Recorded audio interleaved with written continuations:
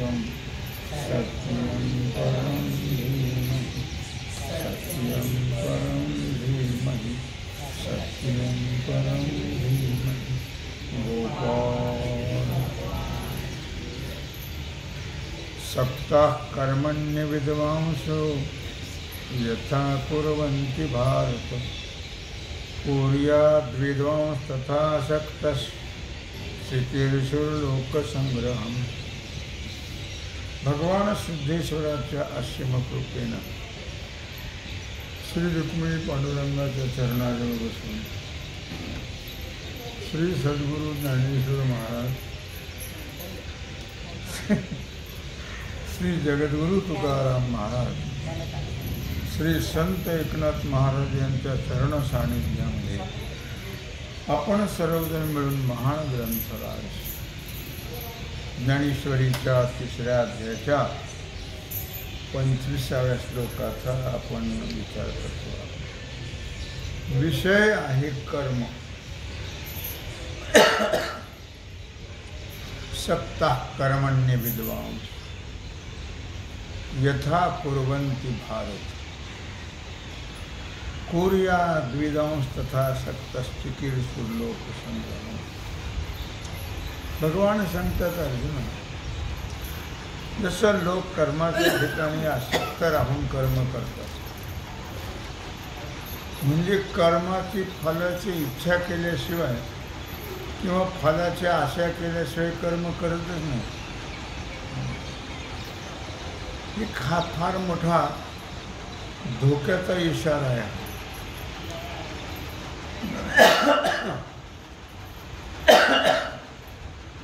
त्याचा अर्थ लोकांना कळत नाही. लोकांना कळत नाही. बाकीचा विचार लोक करत, त्यांना विचार गीता भागवत करीती श्रवण अखंड चिंतन विठोबाचे. आहे का श्रवण? गीता भागवत करीती श्रवण अखंड चिंतन विठोबाचे. श्रवण आहे का? श्रवण नाही ना. श्रवण करायला सवड नाही आणि चिंतन करायलाही सवड नाही. काय म्हणतात भगवान अर्जुनाला की जसं अज्ञानी जीव कर्माच्या ठिकाणी आसक्त असतात, पण फुकट कर्म कोणी तयार आहे? फळ मिळत नाही म्हणा. काय खाली ठेवा ती छत्री. हां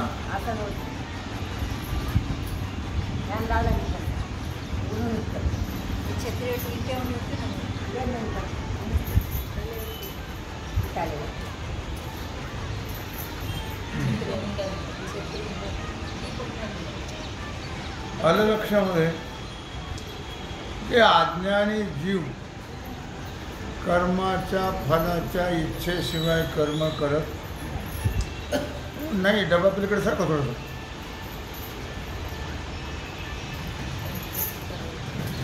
असं.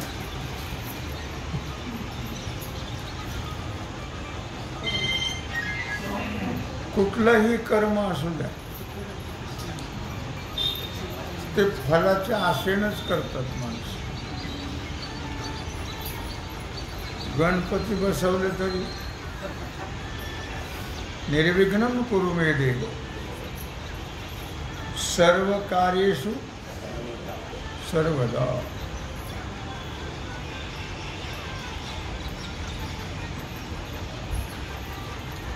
गाणी कसे जायचे तसे इथे लागले गाणी.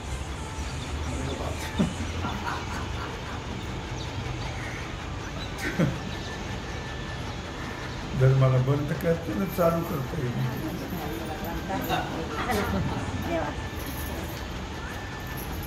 आहे का तुम्ही?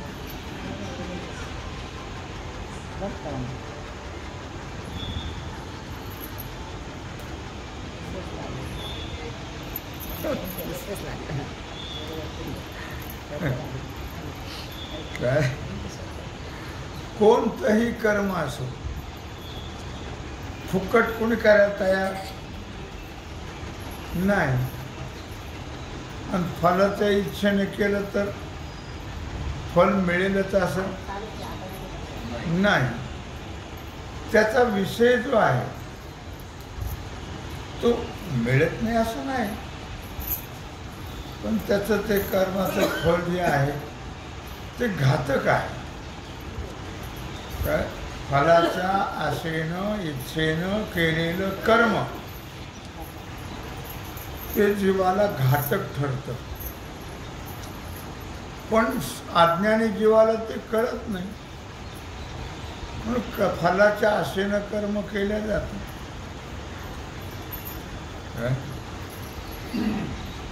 कुर्यात् विद्वांसता आसक्तः चिकीर्षुर् लोकसंग्रह.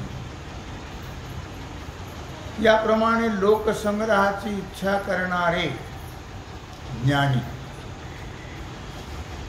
स्वतः करता कर्म करणारे अज्ञानी आणि जगाकरता कर्म करणारे ज्ञानी लोकसंग्रहमेवा संपश्चन कर्तुमर्हसि. ते लोकसंग्रह करतात म्हणजेच लोकाकरता ते कर्म करतात संत महाराज, आणि अज्ञानी स्वतः करतात.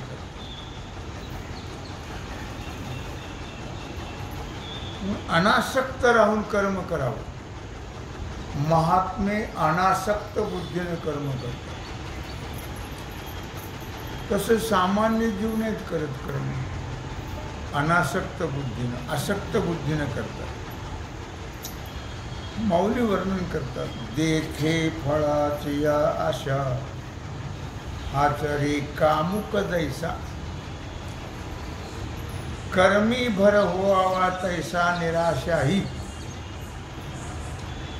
देखे फळाची या आशा, कामुक म्हणजे कर्म करणारा. कामुक इथं काय अर्थ आहे त्याचा? कर्म करणारा. फळाची आशा, सकाम पुरुष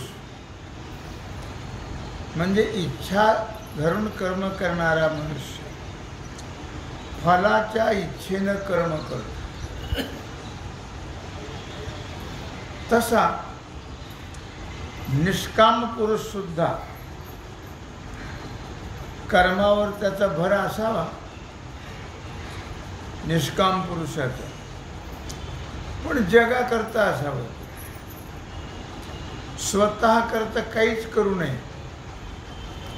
स्वतः करता केलं तर धोका निर्माण होतो. काय धोका आहे त्याच्यात? पुन्हा त्याला जन्म मरणाचं दुःख भोगायचं, फार मोठा धोका आहे.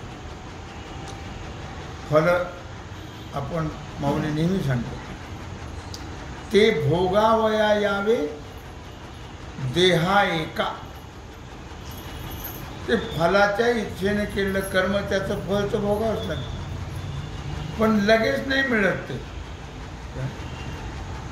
मनुष्य लगेच मिळावं या इच्छेनं करतो कर्म, पण लगेच नाही. त्याला काही काळ जावा लागतो. काळ म्हणजे हा जन्म जावा लागतो. त्या पुढच्या जन्मात त्याला ते फल प्राप्त होतं. म्हणून माऊली म्हणतात, ते भोगावया यावे देहा एका. ते कर्मफल भोगण्याकरता एका देहाला, कुठल्या तरी एका देहाला यावं लागतं. तर कोणतं यावं लागेल ते काय मला सांगता येत नाही, पण यावं लागतं एका देहाला कोणत्या तरी. यालाच नाही काय मनुष्य जन्म पुन्हा नाही मिळतो, पण त्याला भक्ती करावी लागते आणि ती खूप करावी लागते. खूप म्हणजे किती किती माळा? माळा किती माळा नाही. सदा नाम घोष करू हरी कथा, तेने सदा चित्ता समाधान. सततं कीर्तयन्तो मां यतन्तश्च दृढव्रताः नमस्यन्तश्च मां भक्त्या नित्ययुक्ता उपास. मनुष्य देह मिळेल पण सततं कीर्तयन्तो मां. सतत काही जीवाकडून नामस्मरण होत नाही. सतत उठता बसता सर्व कार्य करिता, काय म्हणले नात्र, सर्व कार्य करिता हरि बोला भांडता, हरि बोला कांडता, उठता बैसता हरि बोला. हरि बोला एकांती, हरि बोला लोकांती, देह त्यागा अंती हरि बोला. हरि बोला जनी, हरि बोला विजनी. चौकात आल्यावर नाही, हरि बोला जनी, हरि बोला विजनी. कुठेही तुम्ही असा अखंड जर देवाचं नाव घेतलं तर मग अंती देवाचं नाव घे. अंती जर देवाचं नाव आलं तर तुमच्या इच्छेवरच ठेवतो देव. बोला, जन्म घ्यायचं का मुक्त व्हायचं? जन्म घेतला तरी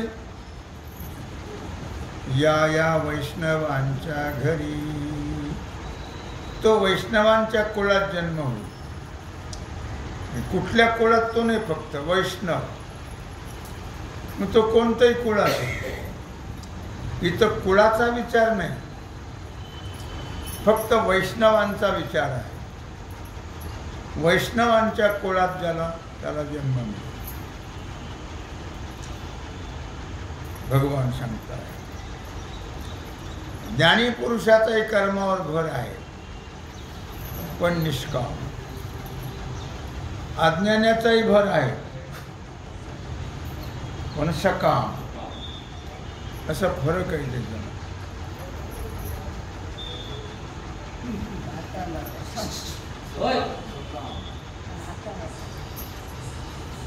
जे पुढत पुढती पार्था, हे सकळ लोकसंस्था, रक्षणीय सर्वथा म्हणून या. जे पुढत पुढती पार्था, काय भगवान सांगतात अर्जुना, हे सर्व लोकांची सुव्यवस्था सर्व प्रकारे वारंवार रक्षण करणं हे योग्य आहे. काय रक्षणीय सर्वथा म्हणून सर्व लोकांची सुव्यवस्था ठेवण्याकरता कर्म करत राहा. स्वतः करता नाही, जगाच्या कल्याणा संतांच्या विभूती, देह कष्ट विते पर उपकारे, मार्गाधारे वर्तावे, विश्व हे मोहरे लावा. अलौकिक नोहावे लोका लागी, मार्गाधारे वर्तावे, मार्गाच्या आधाराने वागावं. वेद मार्गी मुनी गेले त्याची मार्गी चालिलो, न कळेची विषयांधा म्हणून उघड बोलिलो. किंवा मार्ग जाऊन गेले आधी दयानिधी संत तेनेच पंथे चालू जाता, न पडे गुंता कोठे काय. संतांनी वेदांनी शास्त्रांनी उपनिषदांनी जे मार्गदर्शन केले त्या मार्गाधारे वर्तावे. मोग मनाला वाटेल तसं वागू नये. विश्व हे मोहरे लावावे आणि विश्वाला सन्मार्गाला लावावं. विश्वाकरता कर्म करावं. अलौकिक नोहावे लोकाप्रती, लोकांनी आपल्याला ओळखू सुद्धा नाही. अलौकिक नोहावे, हे कोणीतरी विशेष आहेत असं काही लोकांनी म्हणू नाही. ते फार बाधक आहे परमार्थ मार्गामध्ये. जगात पिशाच अंतरी शहाणा सदा ब्रह्मविदाना निमग्न. जगाने म्हटलं काय वेड्यासारखे वागितली वेडे काय असं लोकांना वाटावं आणि आपण मात्र भगवत स्वरूपामध्ये तद्रूप असावं. अलौकिक नव्हावे. अलौकिक नको आहे, विशेषता नको. काय लोकाप्रती अलीकडे लोकांना मोठेपणा फार आवडतो. मोठेपणा तिथं महाराजांनी तर फार त्याचा तिरस्कार केला की मान सन्मान नको, अमानित्वम अदंभित्वम असं म्हटलेलं आहे. काय 12व्या अध्यायात खूप सुंदर वर्णन केलेलं की मनुष्याने अलौकिक न व्हावे लोकालागी.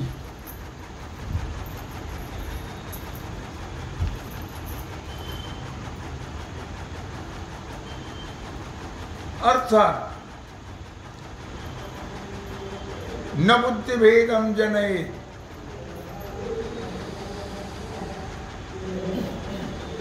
यज्ञानां कर्मसंगिनां जोषयेत् सर्वकर्माणि विद्वान युक्त समाचरण.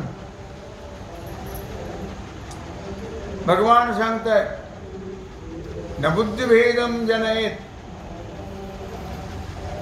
कर्मामध्ये आसक्त असणारे अज्ञानी जीव किंवा अज्ञानी लोक त्यांचा बुद्धिभेद करू नये.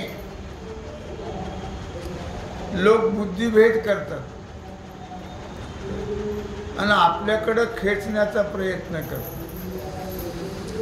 त्याला काय येतं, ह्याला काय येतं, त्याला काय येतं, मला सर्व येतं. बुद्धिभेद करतात लोक. न बुद्धिभेदम, कोणाचाही बुद्धिभेद करू नये आणि आपल्याकडे खेचू नये. त्याचे परिणाम फार वाईट असतात लक्षात. बुद्धिभेद करणाऱ्याचे काय तेव्हा म्हणून म्हटलं त्याने न बुद्धिभेदम जने अज्ञानां कर्मसंगिनां. ज्ञानेश्वरी ऐकणारे येणारे लोक जे आहेत त्यांचा बुद्धिभेद करून दुसरीकडेच लावतात. सध्या घडतंय. त्यांनी आम्हाला सांगितलं यांचंच ऐकत आहे. चांगली गोष्ट आहे, कोणाचं काय ना, पण ऐका. ज्ञानेश्वरीत काय ते ऐकायचे सारखे. यांचं ऐका बरं, त्यांचं ऐका. आम्हाला काय करायचं, आमचा काय तोटा आहे त्याच्यामध्ये. असे मी माणसं दाखवून देईल तुम्हाला. बुद्धिभेद करणारे, बुद्धिभेद करणे महादोष आहे. न बुद्धिभेदम जनये अज्ञानां कर्मसंगिनां. अज्ञानी लोकच पळतात कोणीकडे बुद्धिभेद केलं. सज्ञान जे असतात ते पळत ते एकतत्व नाम दृढ धरी म्हणा. मग हरीशी करुणा येईल तुझी. एकतत्व. कोणी सांगितलं की त्याच्या मागच, कोणी सांगितलं की त्याच्या मागच, अजिबात नाही. एक धरिडा चित्ती आम्ही रखुमाईचा पती. फार अवघड गोष्टी येते, साध्याने सोपे नाही द्या. कोणीकडे माणसं पडतात, काही करत राहताना आयुष्याची नुकसान करून घेतात. लक्षात, आयुष्याचे नुकसान करून. शेवटी तुका म्हणे याशी दोहीकडे धक्का आणि शेवटी तो नरका माझी पडे. ओ भी गया ए भी गया. इकडं थोडं थोडं कळत होतं ते सोडून आणि तिकडचं काहीच कळाना. ते सोडता येणार आणि हे घालता येणार. म्हणजे अशी परिस्थिती आज झाली जीवाची. काय करत दुर्दशा आहे जीवाची. कोणी म्हटलं की तिकडे कोणी. आता एक आलता माझ्याकडे, मला काही सांगायचं बोलूच नकोस. तुला सांगितलेलं कितीतरी वर्ष झाली, तू कोणाच्याही मागे पळालास आणि तुला आता दुःख भोगावं लागतं. मला विचारूच नकोस तू. आता तुझ्या मनाला वाटेल तसं तू कर आणि ते भोग. काय तेव्हा सांगितलं तर कळावं, ऐकावं, श्रद्धेनं करावं. ते होतच नाही. कुणाचंही पाहिलं की तिकडेच, कुणाचंही पाहिलं की तिकडेच. जुगारीत जास्त पैसे मिळतात, जुगारच खेळ. जुगार अड्डा मांडणारे लोक माझ्याकडे येतात. लोक असे म्हणून सांगतो, हे तुम्हाला देण्याकरता मांडतात का तुम्हाला लुटण्याकरता? हेही मूर्ख जीवाला कळलं. लॉटरीचे नंबर असतात की नाही. किती लोकातून एखाद्याला मिळतं ते लाखातून, आणि तेवढे पैसे त्यांना. धंदा आहे तो उत्तम प्रकारचा धंदा आहे. हे जीवाला कळत. त्याला मिळाले, त्याला मिळत, तुला मिळतील आज थोडंच आहे. तो वाढला तर तो बुडशील, पण हे जीवाला कळत नाही. म्हणून नबुद्धिभेदम जनयेत अज्ञानाम कर्मसंगेनाम. जाऊ दे, कोणाचं ऊन काढू नये. काय करता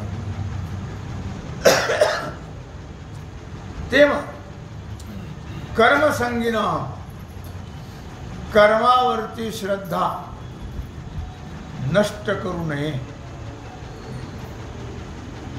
पण निष्काम भावनेने कर्म करत राहा. देवाला जरी गेलं तर देवा पुढे काही बोलायचं नाही, मागायचं नाही काही.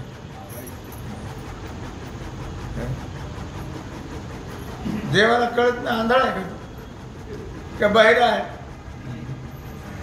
त्याला मागायचं नाही. आवडे ते करीशी देवा, कोण करी तुझा हेवा रे. आवडे ते. बरं तू काही पदर देतो का? पदर मोड नाही ना त्याची. काय जैसे ज्याचे कर्म तैसे फल देतो रे ईश्वर. पदर मोड नाही त्याची. म्हणून देवाला मागावं. काय मागावं? हेची दान दे का देवा, तुझा विसरण व्हावा, गुण गाईन आवडी, हीच माझी न लगे मुक्ती, धन संपदा. आता काय करावं? सगळं जग तर त्याच्या मागे. न लगे मुक्ती, धन संपदा, संत संग दे सदा, गुण गाईन आवडी. अवघड विषय. दामू शेट्टीने सांगितलं ना, आम्हा मला गावाला द्यायचे, उद्या कपडे आपले विकायला जा, कापड धंदा आहे त्यांचा.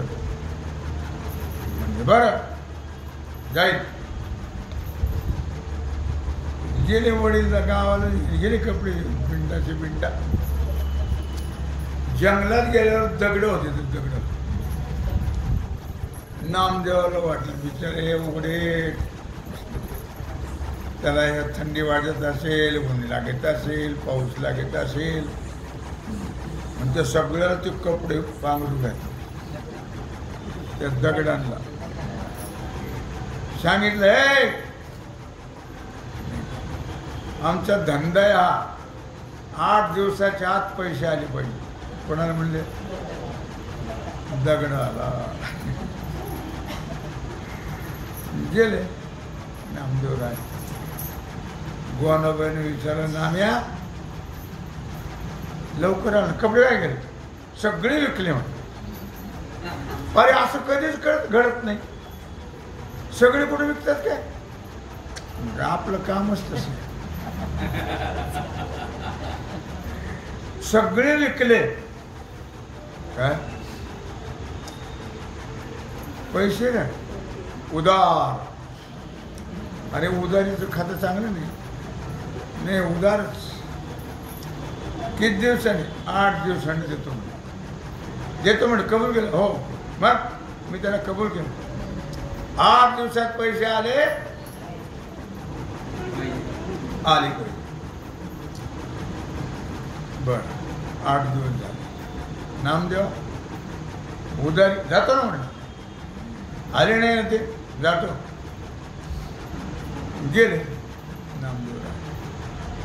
काय नाही म्हणलं, तुम्हाला सांगितलं होतं मी 8 दिवसाची उधारी, तुम्ही आलेच नाही. काय हरकत नाही. उचललं एक दगड. चला तुम्हाला बंदिस्तच करतो म्हणून ठोकत ठोकत ठोकत ठोकत तो दगड आणला. खोलीत ठेवला. लावड कुलू. का तुम्हाला मी माझ्या वडिलांच्या पश्चात दिले सगळे कपडे, आणि तुम्हाला थंडी वाजते, ऊन लागते, पाऊस लागतो म्हणून, आणि तुम्ही पैसे दिले नाही. तुम्हाला बोले केली उधारीची. तूच आहे ना मुख्य सगळ्यात. बैसा दामू शेट्टी आले म्हणजे नाम द्या. म्हणजे का पैसे तुम्ही उधारीने दिले. किती दिवसाचे? 8 दिवसाचे. 8 दिवस झाले का? मग ते काय आणून त्याला कोंडले.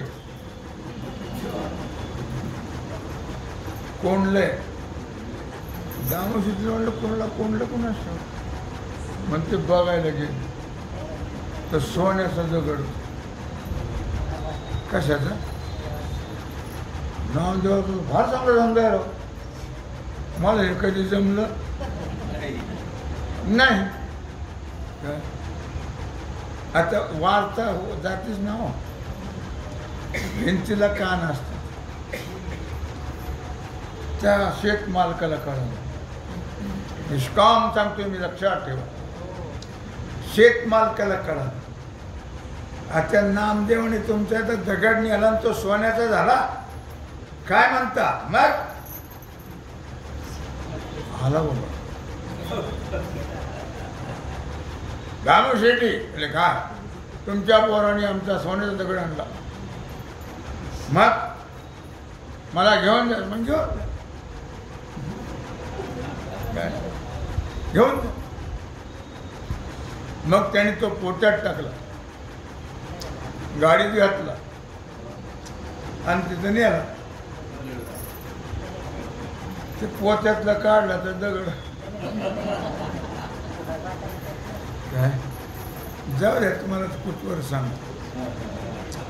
नामदेवाची परिस्थिती अशी, भगवंतानी केशव वाण्याचं सोंग घेतलं आणि गोणीभर मोहरा सोन्याच्या आणून दिला. गरीब परिस्थिती आहे. नामदेवराय भजन करून आले तर घमघमाट चालले. राजाबाई म्हणले का आज काय दिपोळी आहे काय? तुम्हाला काळजीच करायची. आता तुम्ही फक्त देवाचं भजन करीत राहा. म्हणजे अहो तो एक सावकार आला होता वाणी. मग त्याने गोणी आणून दिली. कशाची? ज्वारीची का गव्हाची? अहो सोन्याच्या मोहरा. तुम्हाला आता काळजी नाही. खुशाल भजन करीत मस्त. नामदेव म्हणले कुठे आहे? ठीक आहे. लगे गावातले सगळे ब्राह्मण बोलावले की निष्काम काय न बुद्धिभेदम जनेत ज्ञानाम कर्मसंगिनाम जोशेत सर्व कर्मान विद्वान युक्त समाज। निष्काम भावनेनं कर्म करावं, सकाम भावनेनं नको। जगाकरता कर्म करावं, जगाचं कल्याण होईल असं करावं, स्वतः करता काहीच करू नये, निष्काम भावनेनं करावं। म्हणजे अमोल मानव देहातून त्या निष्काम भावनेनं कर्म केल्याचं फळ अंतकरण शुद्ध होईल, नंतर ज्ञान होईल आणि ज्ञानाने मोक्ष, असं भगवान अर्जुनाला सांगता आहेत। तेव्हा झालेली सेवा भगवत चरणी समर्पित करून राहिलेला जो सेवेचा भाग आहे तो आपण उद्या पाहू। पुंडलिक वरदा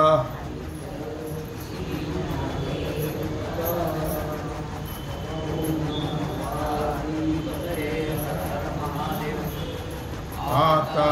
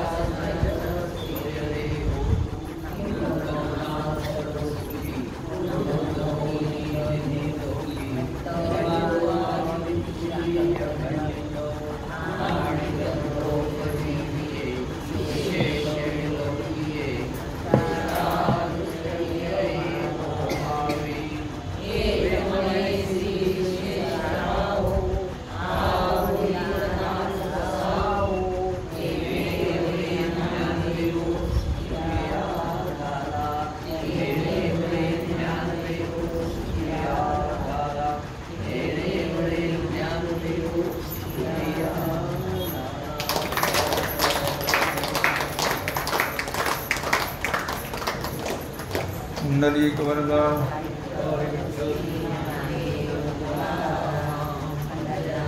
भगवान की जय।